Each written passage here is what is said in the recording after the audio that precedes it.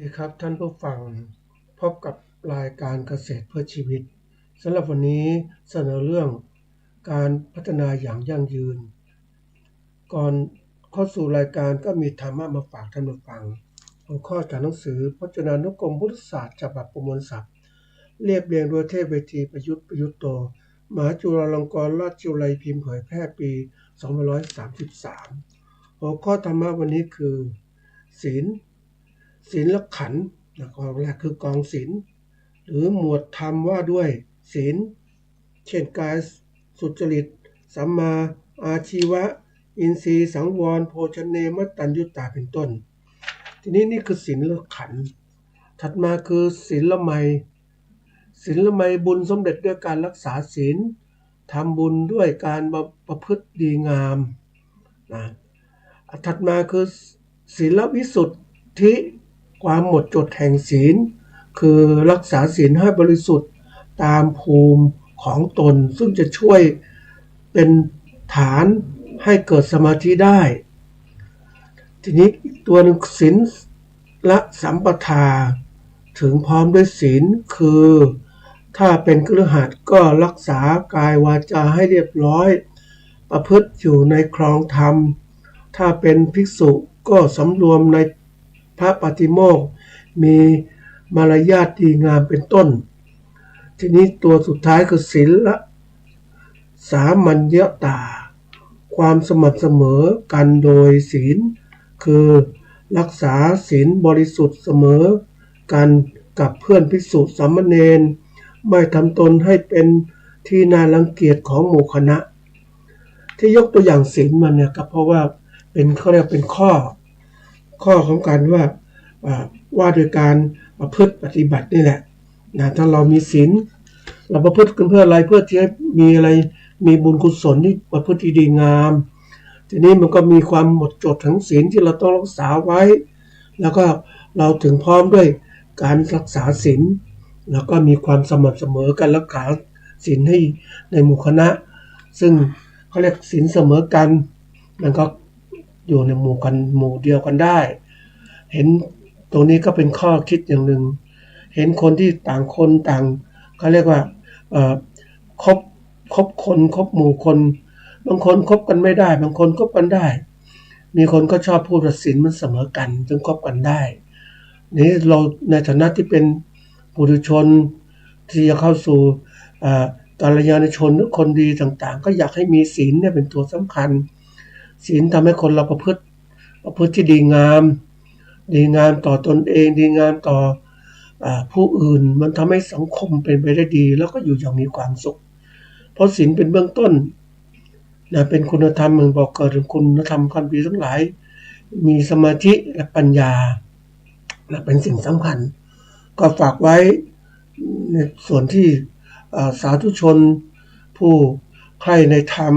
ก็อยากให้มีการประพฤติศีลที่ดีงามแล้วก็มีการประพฤติอย่างสม่ำเสมอและต่อเนื่องนะไม่ใช่ประพฤติเฉพาะวันพระวัน8 ค่ำ15 ค่ำนะเราต้องประพฤติทุกวันรักษาศีลเมื่อเรารักษาศีลได้เนี่ยศีลก็จะรักษาเรารักษาทุกขณะจิตของเราทำให้เราเป็นคนที่ประพฤติที่ดีงามเรียกว่ามีละเว้นความชั่วทำแต่ความดีแล้วก็ทำจิตใจผ่องใสเป็นฐานสำคัญมากก็อยากให้ทุกคนได้ตระหนักถึงคุณค่าเหล่านี้เพราะศีลเป็นสิ่งสำคัญที่จะเป็นเขาเรียกเป็นบุญทำแล้วเป็นบุญเป็นติดตัวเราเองอยากให้ทุกคนนั้นเข้ามารักษาศีลยิ่งออกพรรษาแล้วเนี่ยบางคนบอกว่างดเหล้าเข้าพรรษาเนาะก็หรืองดอบายมุขตอนเข้าพรรษาแต่วันนี้ก็อยากให้แบบลองทำดูซิงดเหล้าออกพรรษานะงดอบายมุขออกพรรษาเลยออกพรรษามีเวลายาวนานเนี่ยทำให้เรามีโอกาสปฏิบัติธรรมได้มากขึ้นสร้างคุณงามความดีกับตัวเองมากขึ้นก็เป็นสิ่งสำคัญอยากจะฝากไว้เป็นข้อคิดแล้วก็นำสู่ให้ตระหนักแล้วก็สู่การปฏิบัติที่ท่านนำตัวของท่านเองปฏิบัติตามคำสอนพระเจ้านั่นคือการปฏิบัติบูชาเป็นสิ่งสำคัญวันนี้มาพูดถึงเรื่องสำคัญคือเรื่องของการพัฒนา อย่างยั่งยืนนะการพัฒนาอย่างยั่งยืนมันคืออะไรนะมันสำคัญอย่างไรนะมันที่ยกตัวอย่างเนี่ยมันก็มีการพูดมาหลายครั้งเหมือนกันพัฒนาอย่างยั่งยืนทีนี้ก็มีระดับที่เรียกว่ามันมีอาจจะเพิ่มไปวันนี้จะพูดถึง3ระดับด้วยกันคือระดับสหประชาชาติในระดับสหประชาชาติระดับขององค์กรในประเทศในระดับในประเทศในระดับประเทศแล้วก็ในระดับของตัวของผู้ประกอบการหรือเกษตรกรเองจะต้องตีความเข้าใจอย่างยั่งยืนเพราะทุกอย่างมันเชื่อมต่อกันเรามองเข้าใจว่าบางทีคนบางคนบอกว่าอยากจะมองท้องฟ้ามันกว้างขวางเกินไปก็จะมองเฉพาะสิ่งที่เราสนใจแต่ทั้งหมดสนใจเนี่ยมันต้องจากสิ่งสนใจก็ต้องสู่ท้องฟ้ากว้างขึ้นหรือมองจากโลกแคบไปสู่โลกกว้างหรือมองโลกกว้างมาสู่โลกแคบจะทำให้เราเข้าใจอะไรได้ดีขึ้นไม่ใช่ว่ากลมหน้ากลมตามองเฉพาะสิ่งตัวเองคิดแล้วเข้าใจนั่นคือสิ่งที่จะทำให้ตัวเองบรรลุความสำเร็จไม่ใช่ถ้าโลกมันมีเกณฑ์มีอะไรบอกมันมองกว้างมองแคบมันก็ทำให้เรานั้นเห็นโลกอะไรได้มากขึ้นแล้วตัดสินใจทำในสิ่งที่ดีงามนะวันนี้ก็มาพูดถึงเรื่องของระดับกว้างซะก่อนนะในระดับของการพัฒนาเนี่ยถ้าพูดพัฒนาอย่างยั่งยืนเนี่ยนะก็มาดูความหมายซะก่อนว่าพัฒนาอย่างยั่งยืนมันคืออะไรนะพัฒนาคือการทำให้เจริญก้าวหน้าอย่างยั่งยืนเนี่ยโดยความหมายของศัพท์แล้วเนี่ยนะมันก็มีความหมายของศัพท์นะความหมายของศัพท์ก็คือว่าถ้าพัฒนาแปลว่าความเจริญนะยั่งยืนเนี่ยนะเป็นคำกริยาแปลว่ายืนยงอยู่หรือว่ายืนยงแล้วก็หรือว่าแปลว่าอยู่นานพัฒนาอย่างยืนเนี่ยอยู่นานทีนี้มันต้องบอกว่าผลการพัฒนาเนี่ยมันคนบอกว่าอยู่พัฒนาอย่างพัฒนาไปเรื่อยไม่หยุดมันเจริญไปเรื่อยไม่หยุดไม่หย่อนเลยเนี่ยมันมีการพัฒนาอย่างนี้เสริมว่ามันต้องมีวันจบที่พัฒนานะเพราะมันก้าวหน้าไปเรื่อยๆเนี่ยนะมันเจริญก้าวหน้ามันต้องมีการจบตามวัฏจักรของสิ่งมีชีวิตนะมันก็ต้องมีการจบสิ้นเหมือนกันไม่ใช่ว่าพัฒนาไปอยู่เรื่อยจนไม่มองว่ามันจะเป็นยังไงทีนี้มันจบเพราะอะไรรู้ไหมมันจบเพราะว่าเรามองบางอย่างอาจจะไม่เข้าใจความเป็นจริงธรรมชาติที่เกิดขึ้นทีนี้มาดูการพัฒนาที่เขาให้บัญญัติศัพท์ไว้เนี่ยการที่เราเข้าใจการพัฒนาก็คือเพื่อเรามองถึงการกระทำของเราเนี่ยมันถูกต้องนะในบทนิยามในการพัฒนาที่ยั่งยืนมีเขาเรียกว่าคือการพัฒนาหมายถึงการปรับปรุงคุณภาพชีวิตมนุษย์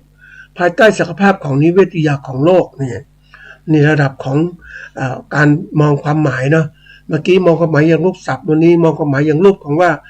มองความหมายยั่งยืนนี่มันเกิดขึ้นอย่างนิเวศวิทยาของโลกมันเป็นยังไงเนี่ยการพัฒนาอย่างเนี้ยมันต้องมองถึงความเป็นจริงเหมือนกันทีนี้มาดูการพัฒนาของโลกมองเป็นไงบ้างแล้วบอกว่าการพัฒนาอย่างยั่งยืนอย่างของโลกเนี่ย sustainable development เนี่ยมีการให้ความหมายมากมายทีเดียวเป้าหมายพัฒนายั่งยืนขององค์กรสหประชาชาติ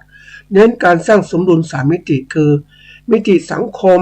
มิติทางเศรษฐกิจและมิติสิ่งแวดล้อมที่ว่าด้วยการกำหนดปัจจัย5ตัวเนี่ยสำคัญนี่ของโลกจะเน้นอย่างนี้นะ3ตัวนะเศรษฐกิจการซื้อขายแลกเปลี่ยนสิ่งแวดล้อมคือความเป็นอยู่สังคมเนี่ยคือการเป็นอยู่มนุษย์และสิ่งแวดล้อมคือสิ่งรอบๆตัวมนุษย์นั่นแหละทีนี้ตัว5ตัวที่มองเนี่ยให้เราเข้าใจนะตัวสำคัญที่สุดก็คือปัจจัยเกี่ยวกับตัวของคนนะตัวแรกคือตัวของคนเขาเรียก people นะปัจจัยเกี่ยวกับคนมันจะยั่งยืนได้ก็ต้องคืนตัวที่1ที่คนอันที่2เนี่ยปัจจัยเกี่ยวกับความมั่งคั่ง prosperity เนี่ยสำคัญตัวซึ่งมั่นคั่งทำแล้วว่ามันคนแล้วเนี่ยมันคั่งเกิดขึ้นมาแล้วเนี่ยก็ถูกทางแล้วอันที่3คือปัจจัยเกี่ยวกับโลกเป็นยังไงถ้ามั่งคั่งมันทำโลกเสื่อมเสียก็ไม่ได้อันนั้นมันสิ่งแวดล้อมเกิดขึ้นทำลายตัวมันก็ไม่มั่งคั่งไม่ยั่งยืนแล้วทีนี้ตัวที่3เนี่ยคือ peace คือปัจจัยเกี่ยวกับความสงบสุขสังคมอันนี้เป็นตัวสำคัญตัวหนึ่งอันที่5 partnership คือปัจจัยเกี่ยวกับความเป็นหุ้นส่วนกัน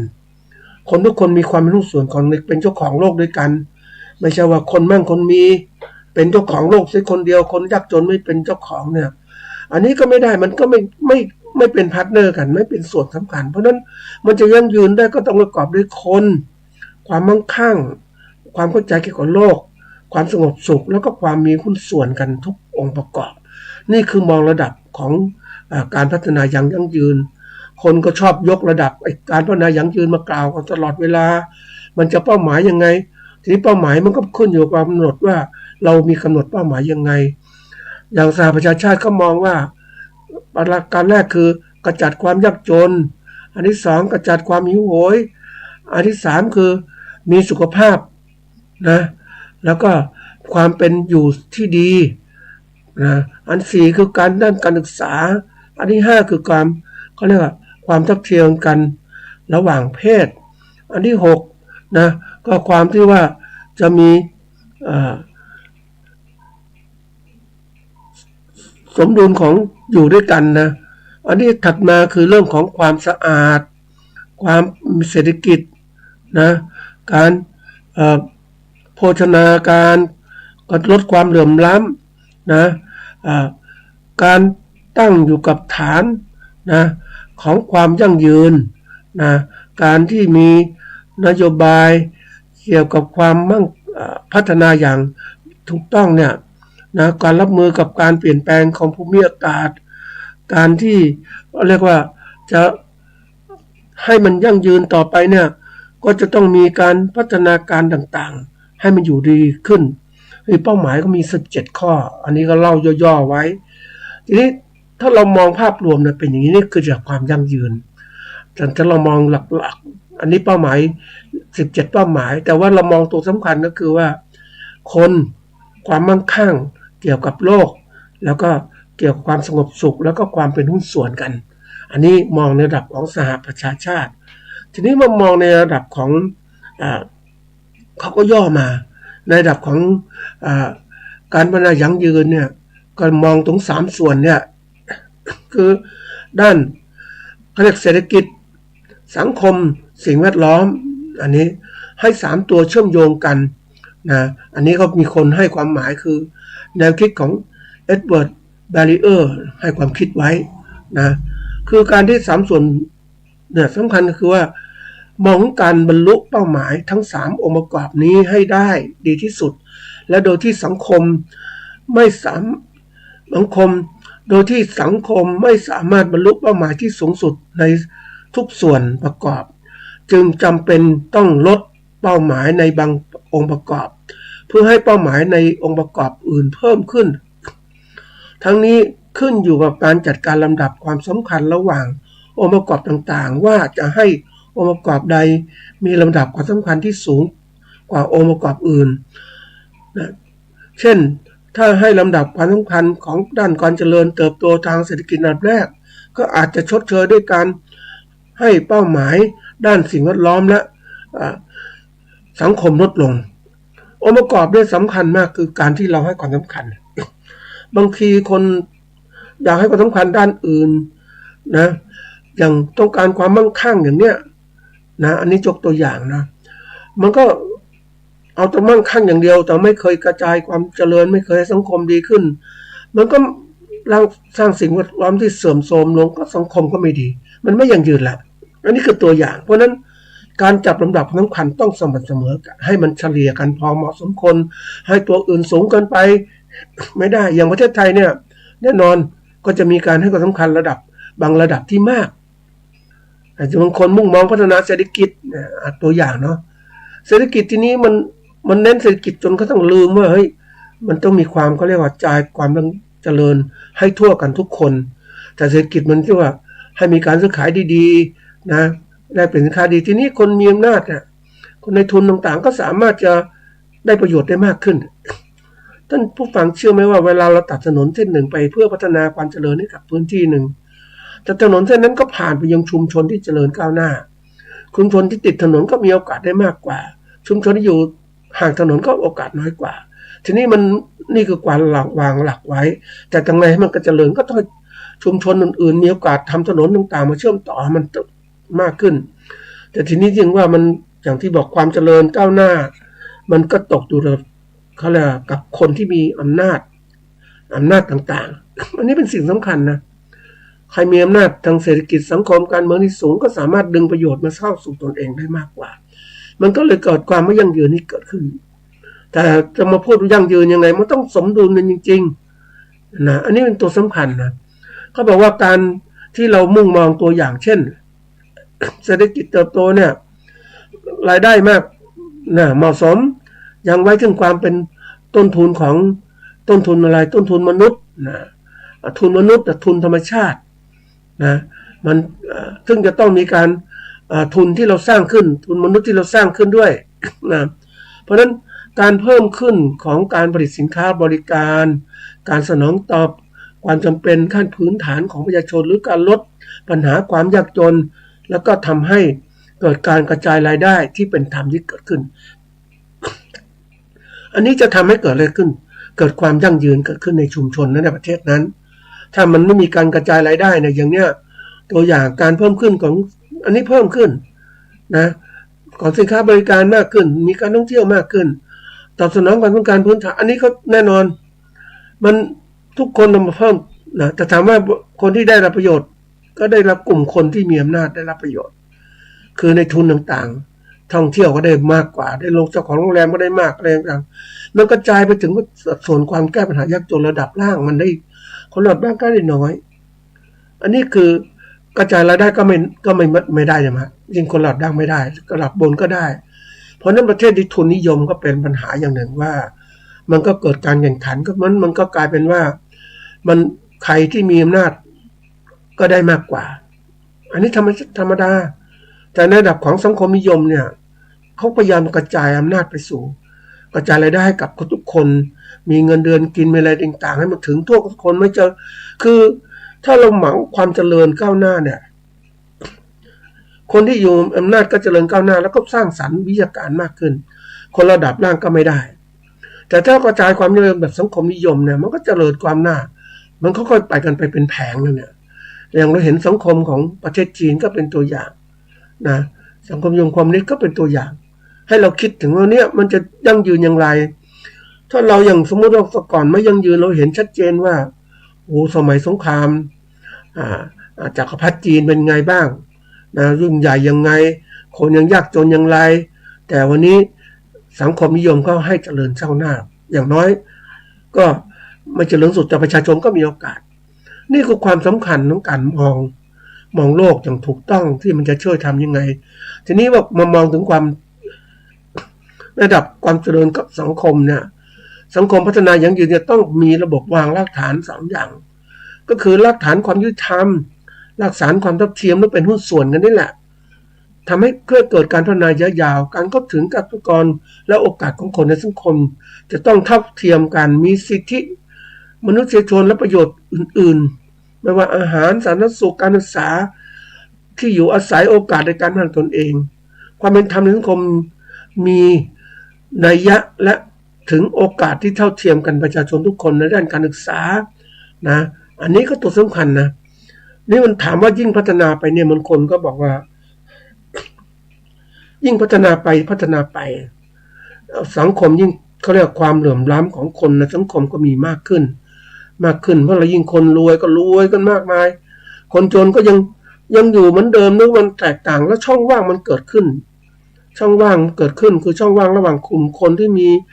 ร่ำรวยกลุ่มคนที่อยู่พื้นฐานมันต่างกันมันแยกกัน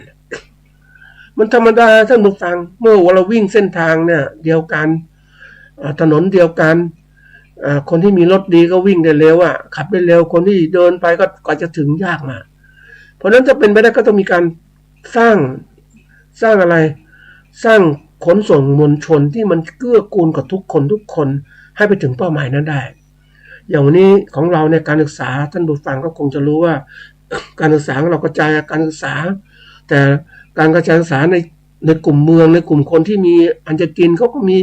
อะไรต่างๆที่แบบมีระบบการศึกษามีการควบคุมมีระบบเขาเรียกอะไรนะผู้ปกครองสมาคมผู้ปกครองของนักเรียนนั้นในโรงเรียนนั้นเป็นพื้นฐานสำคัญทำให้เกิดการพัฒนาของโรงเรียนไม่ว่าจะให้ทุนไม่ว่าจะบอกอะไรต่างๆให้กับครูต่างๆที่พัฒนาแต่ระดับผู้สมาคมผู้ปกครองในชนบทถามว่าเฮ้ยมันเป็นยังไงบ้าง มันแตกต่างนะสมาคมผู้ปกครองไม่ค่อยมีอำนาจต่างๆไม่ค่อยมีอะไรเพราะนั้นเวลาสิ่งที่ผลิตได้จากโรงเรียนเหล่านี้ในโรงเรียนชนบทจึงไม่สามารถจะมีความรู้เทียบทับเทียมกับโรงเรียนในเมืองได้นี่คือของจริงอย่างเราเห็นว่ามีข้ออย่างหนึ่งอันนี้นอกเรื่องก็คือว่าทำไมคนยิวถึงเจริญก้าวหน้าในยิวในอิสราเอลเนี่ยเขาอยู่ในสังคมของการเป็นผู้ค้าขายชอบมีกันมีเพราะนั้นก็จึงมีความรู้เรื่องอะไรวิทยาการความรู้ก้าวหน้ามากจนกลายเป็นผู้นำในสังคมอันนี้ก็เรื่องจริงนะเราเห็นว่าคนยิวเขาเก่งอย่างนี้เขามีเงินเขาคนรวยนะท่านผู้ฟังเห็นชัดเจนคนรวยก็แน่นอนจะมีโอกาสการศึกษาที่ดีกว่าแล้วคนจนมีโอกาสไหมไม่มีนี่คือช่องว่างที่เกิดขึ้นเพราะนั้นสังคมก็เลยไม่ยั่งยืนเรามองความสำเร็จเรื่องสิ่งแวดล้อมอีกเหมือนกันยิ่งพัฒนาไปสิ่งแวดล้อมต่างๆเนี่ยแน่นอนมันถูกทำลายไปด้วยเราหวังความเจริญก้าวหน้าทางวัตถุให้คนมีเขาเรียกว่าต้องการทำกำไรอย่างผู้ประกอบการต้องทำกำไรสูงสุดให้ได้ไม่สนใจคนถ้ามีจิตวิญญาณต้องการเป็นผู้ประกอบการเอากำไรสูงสุดก็เลยละเลยในการที่จะสร้างคุณธรรมความรู้ในสิ่งที่ดีงามฉันเอากำไรฉันได้ประโยชน์อย่างเดียวอย่างกรณีเช่นคนร่ำรวยเนี่ยเอามาทำเขาเรียกอะไรนะสร้างนะอย่างสุราเบียร์อย่างเนี้ยกิจกรรมต่างๆเพื่อทำผลกำไรถามว่าเฮ้ยมันสร้างคนเสียหายเกิดขึ้นในสังคมไหมมันเสียหายท่านผู้ฟังแต่เขามองกำไรเพราะรัฐบาลก็ให้แล้วเนี่ยกำไรสูงสุดเขาแต่ว่าความเสียหายสุขภาพของประชาชนคนก็ติดเหล้าสุรายาเบียร์ต่างๆเยอะแยะไปหมดเลยนี่คือสิ่งที่เกิดขึ้นนั้นสังคมยั่งยืนไหมไม่ยั่งยืนมันไม่ยั่งยืนไหมสังคมไม่มีคุณธรรมก็เคยถามคนที่ประกอบการพวกเนี้ยไม่ประกอบการธุรกิจที่สร้างผลเสียกับคนในสังคมเขาบอกว่าเป็นเรื่องของธุรกิจนะเขาจะทำธุรกิจให้มีกำไรนะคนผู้บริโภคก็ต้องดูแลกันเองสิมาเสพของเขาเนี่ยเขาทำธุรกิจในเรื่องของการบันเทิงเรื่องของการสุราเมลัยต่างๆมุกต่างๆเนี่ยนะเขาสร้างขยายตรงนี้มาเพื่อธุรกิจของเขาแต่ก็จะสร้างความเสียเกิดขึ้นในสังคมหรือไม่เป็นเรื่องของคุณในสังคมถ้าคนสังคมตกเป็นทาสก็เป็นเรื่องของสังคมเพราะนั้นนี่คือสิ่งที่เกิดขึ้นเพราะนั้นถ้าคนอยู่ระดับล่างก็ต้องพยายามพัฒนาตนเองอย่าเป็นทาสของมันอย่าต้องรู้ว่าเราเสพของมันมันเป็นยังไงมันสร้างผลเสียที่เกิดขึ้นสติปัญญาก็ด้อยลงอย่างเนี้ยเพราะวันนี้ภูมิต้านทานของคนในสังคมมันอ่อนแอสังคมที่เป็นสังคมบริโภคนิยมส่งเสริมการเขาเรียกเสพสิ่งเสพติดต่างๆถือเป็นเรื่องที่ธรรมดาทั้งที่มันจริงมันทำลายความสังคมที่เกิดขึ้นสังคมเสียหายนะท่านผู้ฟังมันไม่ยั่งยืนในสมัยก่อนเรามีการผลิตยาเสพติดนะฝิ่นมอร์ฟีนต่างๆเยอะแยะเนี่ยเห็นไหมสังคมเสียหายไหมคนที่กินเสพฝิ่นอย่างเนี้ยในสุขภาพตั้งแต่ที่มันเกิดขึ้นมาแล้วสิ่งเหล่านี้มันทำคนให้เสียหายเกิดขึ้นเพราะนั้นนี่มองระดับของการพัฒนาถ้ามันเกิดความเสียหายอย่างนี้เกิดขึ้นเพราะนั้นนั่นคือการพัฒนาสังคมที่ไม่ยั่งยืนแล้วเกิดความเสียหายที่เกิดขึ้นนะอันนี้เป็นเรื่องใหญ่นะท่านผู้ฟังเราเองจะต้องมาดูให้มันเป็นเพราะอย่างนี้เพราะอะไรก็คือว่านี่คือมองระดับประเทศนะระดับประเทศเราเป็นอย่างนี้ปุ๊บเนี่ยเราเห็นได้ว่าทุกอย่างเนี่ยมันต้องมีดัชนีชี้วัดนะมันจะยั่งยืนหรือไม่ก็ดูว่ามันมีความเสื่อมเกิดขึ้นไหมถ้าพัฒนาไปสร้างความเสื่อมที่เกิดขึ้นมากมันไม่สมดุลในสิ่งแวดล้อมต่างๆอย่างเราเอาเปรียบสิ่งธรรมชาติเขาเรียกทำลายธรรมชาติด้วยความโลภของเรานะจับปลาทุกตัวหมดเลยเอาประโยชน์มาได้ถามว่าแล้วต่อไปปลาจะอยู่รอดไหมความต้องการมันมากขึ้นของมนุษย์เนี่ยมันหยุดยั้งความความมอง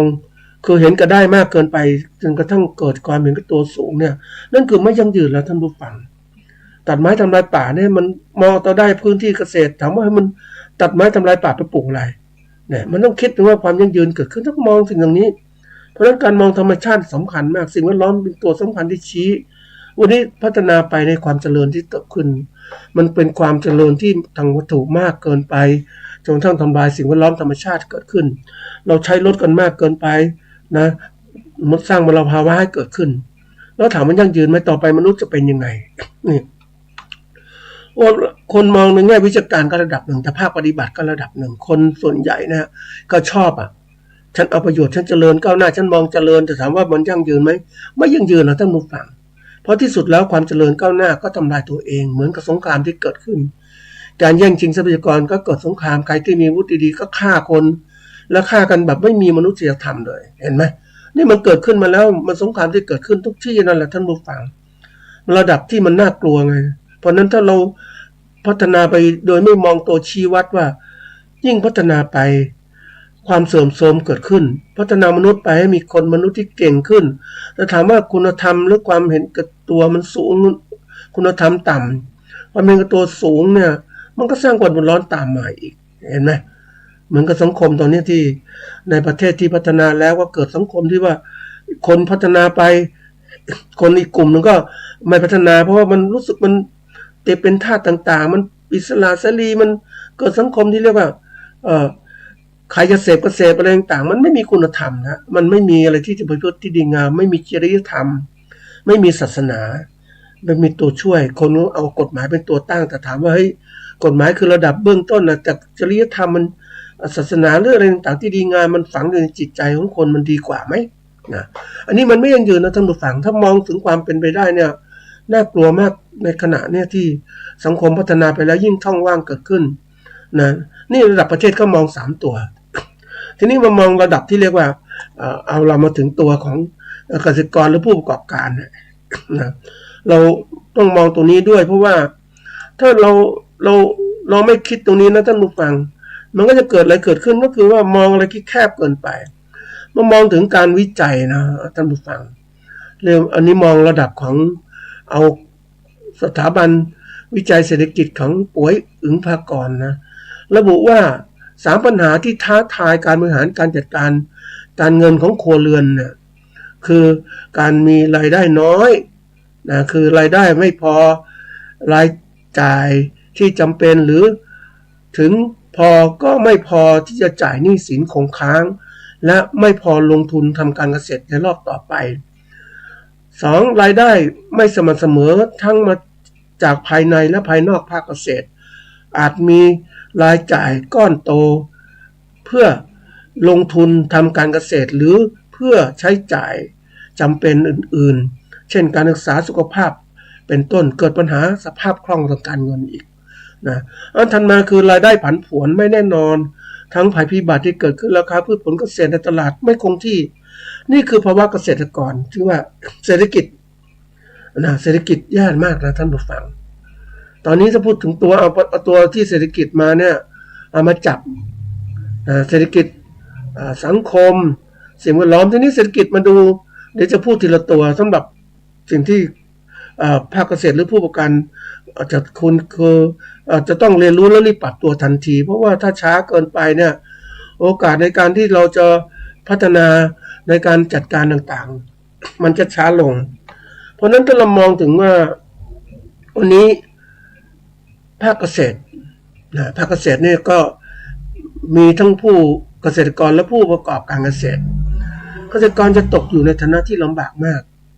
เพราะการที่ว่าการประกอบการเกษตรเนี่ยมุ่งมองเฉพาะการผลิตพืชและสัตว์ไม่ได้มองให้มันครบสมบูรณ์ทั้งการตลาดแต่ผู้ประกอบการเกษตรนี่มองครบสมบูรณ์เลยคือทั้งเรื่องของการเกษตรผลิตพืชและสัตว์เรื่องของการแปรรูปเรื่องของการตลาดเรื่องของการทำกำไรนะอันนี้เป็นการมองที่แตกต่างคนศักยภาพของคนแตกต่างกันทีนี้มาถึงเรื่องศักยภาพของเกษตรของเราเนี่ยยอมรับว่าลำบากมากเลยนะวันนี้ถ้าดูปัจจัยที่เป็นตัวบอกถึงตัวสำคัญที่สุดของการประกอบการง่ายๆนะการประกอบการง่ายๆของการเกษตรเนี่ยถ้ามองปัจจัยหลักเอา4ตัวที่ปัจจัยบริหารเอาหลักของการบริหารมาจับเนี่ยคือ 4M คือง่ายๆคือ Money Material Management นะทีนี้มันดูว่าไอ้ตัวแน่นอนตัวสำคัญที่สุดคือต้องยอมรับว่านะเอาตัวคนเนี่ยในวันนี้ภาคเกษตรของเราเนี่ยมีแต่คนที่อายุไม่มากอายุมากๆทางนั้นแหละท่านผู้ฟังอายุมากคือมาทำการเกษตรนะอายุน้อยๆเนี่ยเขาก็เริ่มเปลี่ยนเพราะว่าระดับของการเปลี่ยนแปลงเนี่ยเราต้องยอมรับว่าแรงงานภาคเกษตรของเราเนี่ยเปลี่ยนแปลงอย่างมากเลยคนที่อยู่เนี่ยคือคนที่ทำเกษตร โดยไม่ได้ไปทำอาชีพอื่นนะอายุกันมากๆทั้งนั้นลูกหลานเกษตรกรหรือทายาทเกษตรเขาก็ไม่อยากทำกันแล้วก็ไปทำอาชีพอื่นเป็นเรียกอาชีพรายวันไปค้าขายแรงงานแล้วทำอาชีพอื่นเปลี่ยนไม่หมดนะมีการศึกษาสูงก็เปลี่ยนไม่มีใครนะท่านผู้ฟังเกือบประมาณเกือบร้อยละ80-90%ทายาทเกษตรกรที่มีการศึกษาสูงเนี่ยเขาไม่ทำเกษตรไปช่วยพ่อแม่เพราะเขาเห็นเรื่องความยากลำบากที่เกิดขึ้นอันนี้ตัวสำคัญนะตัวแรกคือคนเนี่ยเพราะนั้นวันนี้ถ้าคนเราภาคเกษตรเรามีคนที่อ่อนแอมีคนที่แก่ชราเนี่ยทำเกษตรไม่ไหวหรอกนะอันนี้ตัวสำคัญนะมันต้องเกี่ยวข้องกับเอาเทคนิคต่างๆมาใช้ด้วยยิ่งคุณภาพของแรงงานเกษตรเนี่ยคุณภาพผู้การต้องเก่งจริงๆนะทีนี้มามองตรงตัวแรกคือคนเนี่ยเรายอมรับว่าภาคการศึกษาพยายามจะให้คนภาคเกษตรมีการศึกษาอบรมนู่นอบรมนี่จะถามว่าเฮ้ยมันถ้ามองถึงภาพรวมในระยะยาวเนี่ยไม่ได้แล้ววันนี้ระยะสั้นลำบากแล้วเพราะแรงงานเกษตรเราขาดแคลนนะอันนี้สำคัญที่สุดนะภาคเกษตรของเราเนี่ยขาดแคลนแรงงานมากนะแล้วก็ตัวที่สองนะตัวที่สองเนี่ยคือเรื่องทุนคือพื้นที่แผ่นดินต่างๆในการเกษตรของเราก็เปลี่ยนไปแล้วนะไม่ค่อยมีแล้วนี้จะหาพื้นที่เกษตรให้เหมือนสมัยก่อนไม่ได้แล้วเพราะว่าพื้นที่เกษตรก็จำกัดคนก็มากขึ้นเพราะนั้นพื้นที่มันไม่ใหญ่โตมากพอละมันก็เล็กลงยิ่งกระจายพื้นที่ให้กับลูกหลานเนี่ยให้ลูกไปเนี่ยมันก็เลยกลายเป็นจะครอบครองพื้นที่เกษตรน้อยแหละทำการเกษตรก็เลยกลายเป็นว่ามันไม่ได้แล้วยิ่งเจอปัญหาคือคู่แข่งซื้อพื้นที่เกษตรไปเยอะแยะเนี่ยมันก็แย่งพื้นที่เกษตรไปแล้วอันถัดมาเรื่องของทุนตัวที่สองคือนะไอ้มันนี่แหละ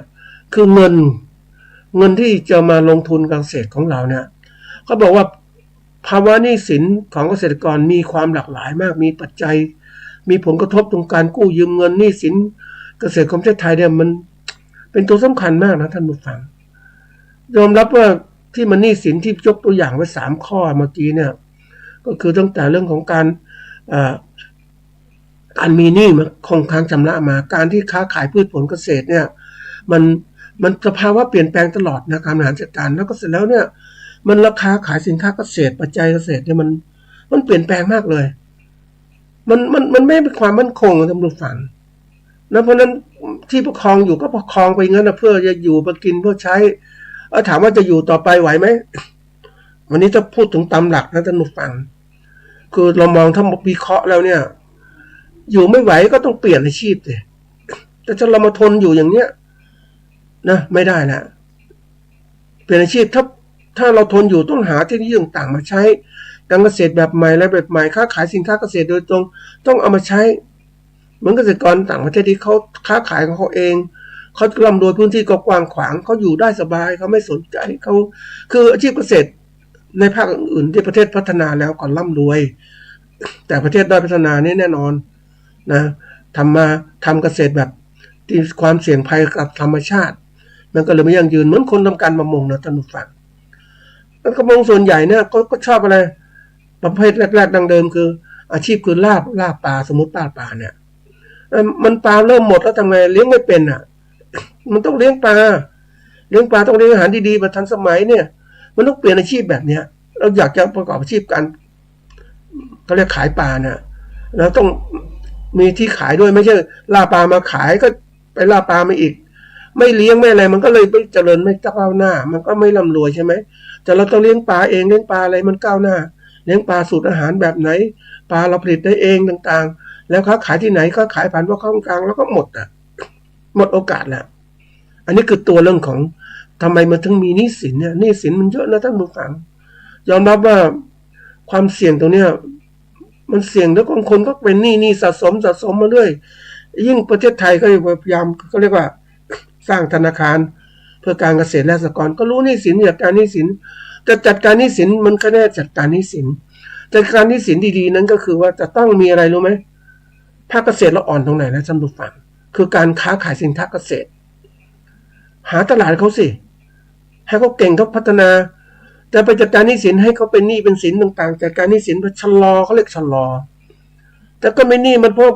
เขาค้าขายไม่ได้ก็ถูกเอารัดเอาเปรียบอ่ะถึงบอกภาคเกษตรที่ไม่เจริญก้าวหน้าเนี่ย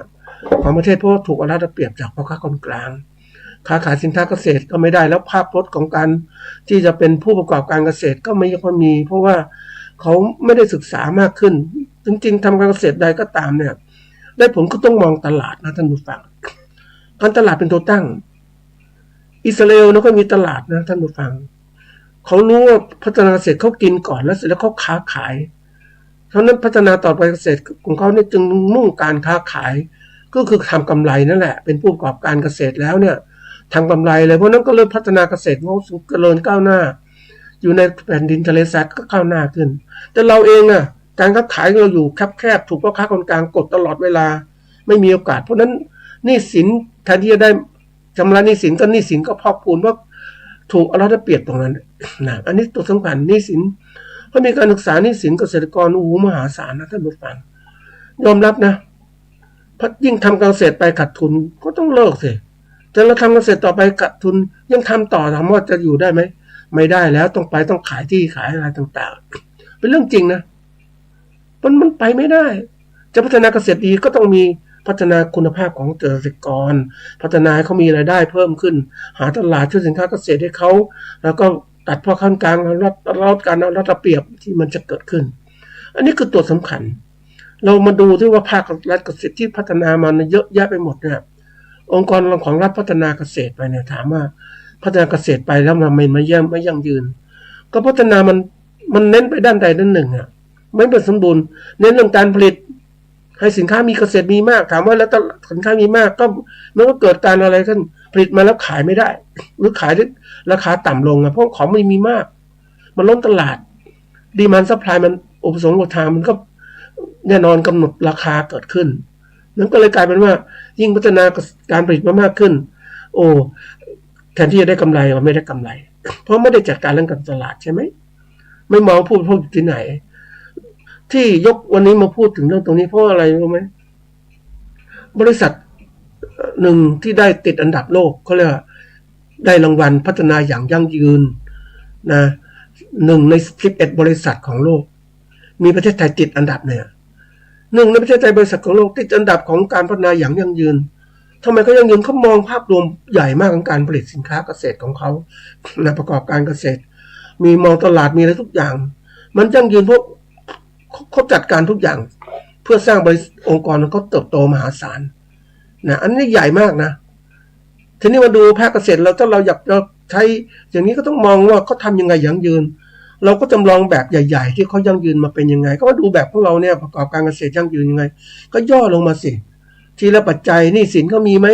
หนี้สินเขาไม่มีเรามีหนี้สินต้องทำงานยังไงตลาดเขามีไหมแล้วตลาดเรามีไหมเนี่ย4-5 ตัวเนี่ยดูได้ชัดเจนเพราะนั้นปัญหาหนี้สินที่เกิดขึ้นมาเนี่ยรัฐบาลก็มีการวิเคราะห์หนี้สินเยอะแยะไปหมดเลย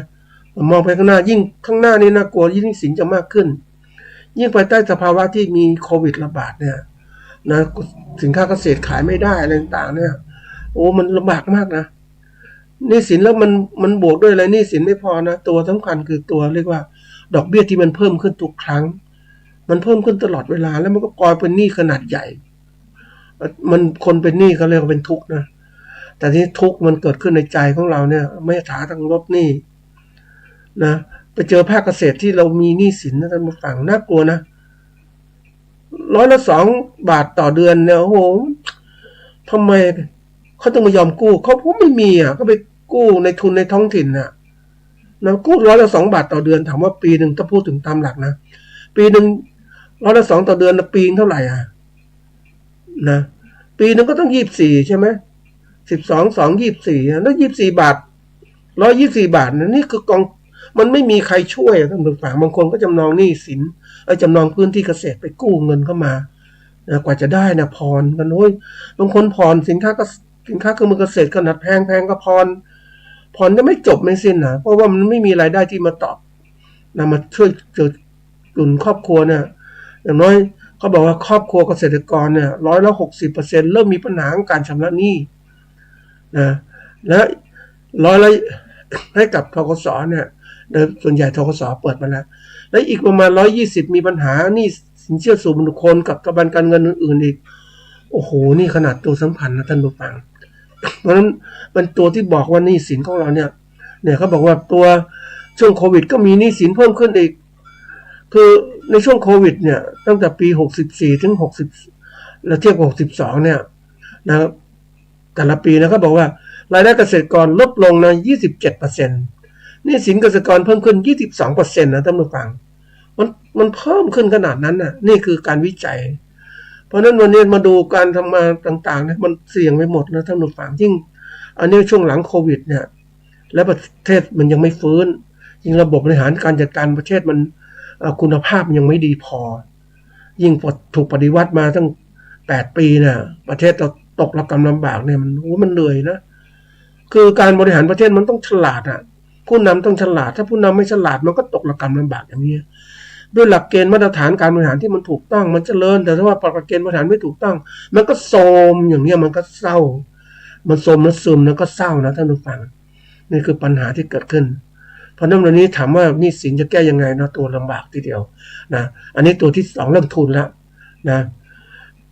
อุปกรณ์การเกษตรแน่นอนอุปกรณ์เกษตรมันสำคัญนะการประกอบการของเราเนี่ย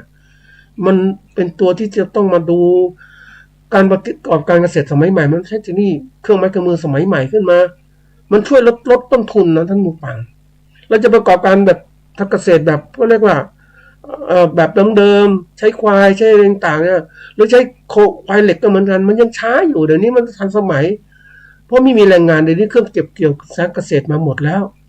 เริ่มชาวเกษตรกรไม่มีก็เช่าเข้ามาเพราะว่าอะไรขาดแรงงานปัจจัยเกษตรหลายตัวนะท่านผู้ฟังที่ประกอบการปัจจัยเนี่ยเงินก็ซื้อปัจจัยเกษตรเงินก็ซื้อเทคโนโลยีต่างๆเขาไม่มือต่างๆนี่เราไม่ค่อยมีเงินไม่ค่อยมีปัจจัยต่างๆมันลำบากมันอยู่ลำบากกับโลกปัจจุบันยิ่งเราแข่งขันกับผู้การเกษตรสมัยใหม่ที่เขามีทุนมีเทคโนโลยีต่างๆสูงขึ้นเนี่ยเรายังไม่มีคอมพิวเตอร์ไม่มีอะไรจะคิดกันเลยหาต้นทุนยังไงปีเกษตรกรบางคนยังไม่รู้จักการทำต้นทุนสินค้าเกษตรเลยเห็นไหมรายได้ก็ต้องมีสมุดคู่มือการทำรายได้ต่างๆบางคนไม่อยากคิดไม่อยากทำเพราะว่าทำแล้วก็เห็นแต่หนี้สินก็ไม่อยากทำจริงๆสำคัญนะท่านผู้ฟังเราได้รู้ว่าเราใช้ปัจจัยการเกษตรเป็นยังไงนะนี่ตัวสำคัญนะตัวที่4เนี่ยนะมันคือเรื่องของวัสดุอุปกรณ์เกษตรตัวที่4เนี่ยคือการประกอบการนะการประกอบการเนี่ยคือการมีความรู้เรื่องการใช้ปัจจัยการประกอบการคือความรู้ในการใช้ปัจจัยต่างๆไม่ว่าเรื่องของที่ดินปัจจัยการผลิตต่างๆปุ๋ยพืชสัตว์ต่างๆพันธุ์พืชพันธุ์สัตว์เนี่ย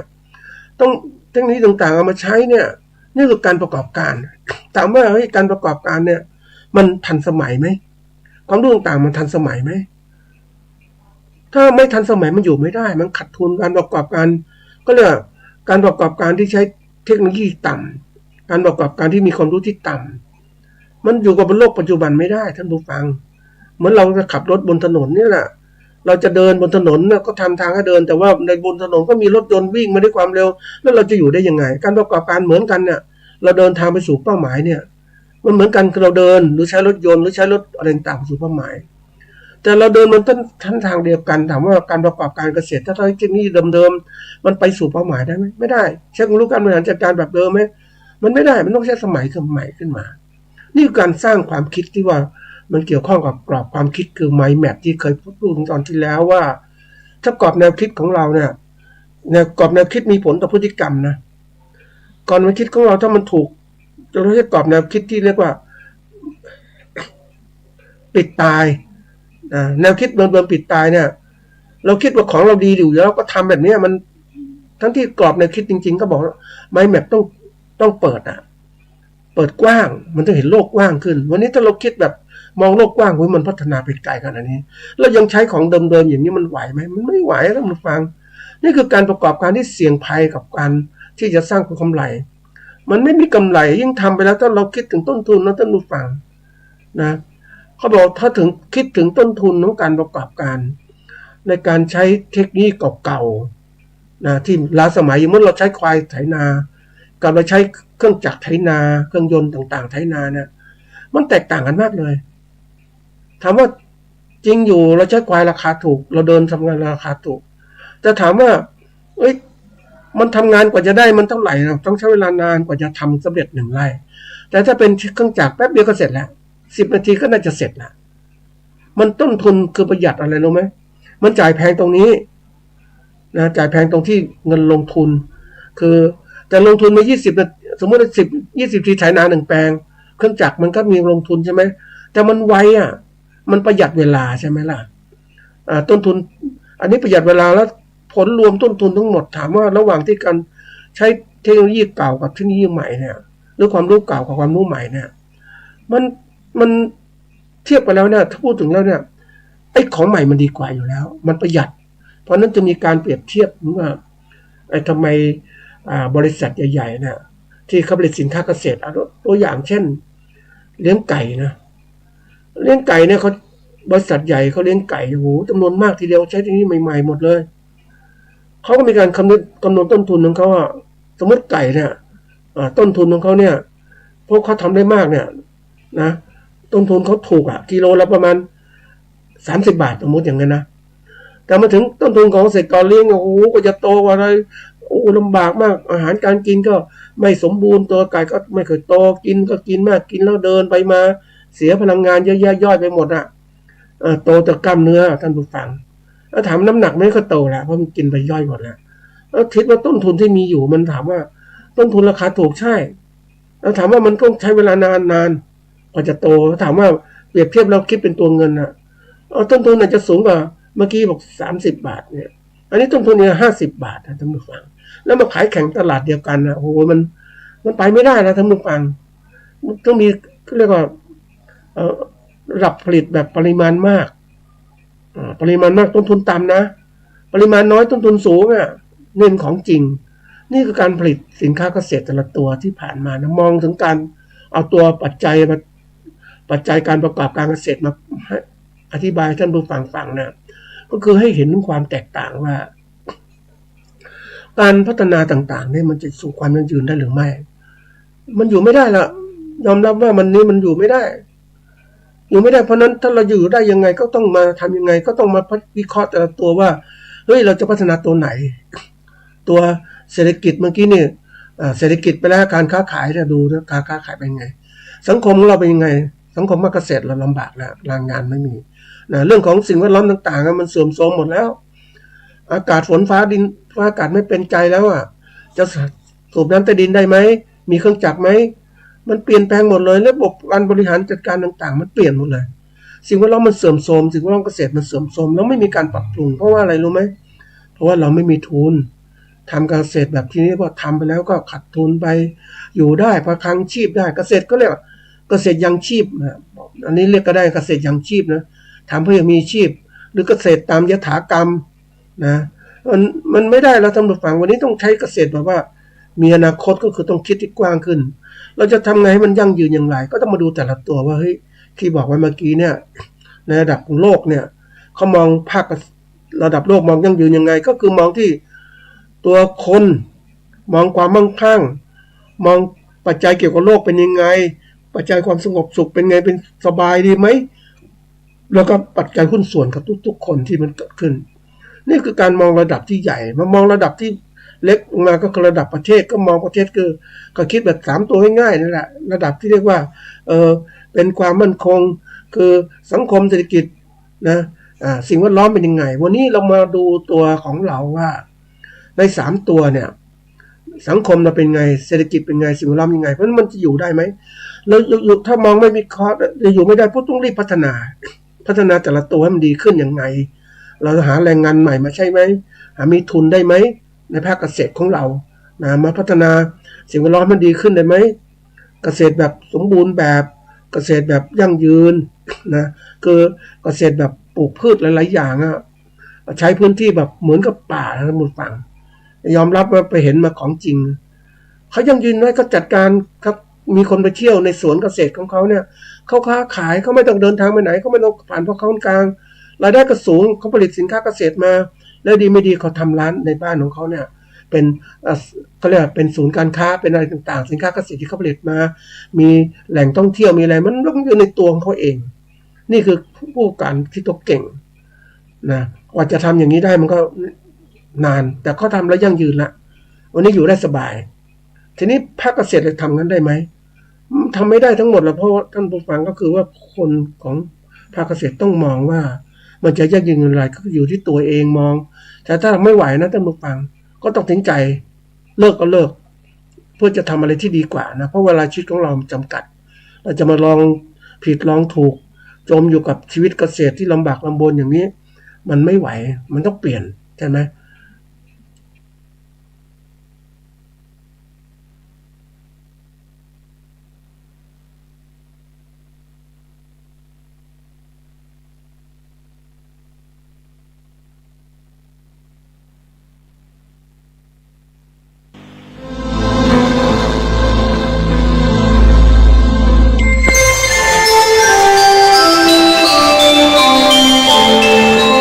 ขณะนี้ท่านกำลังฟังสถานีวิทยุกระจายเสียง FM 104.5 เมกะเฮิรตซ์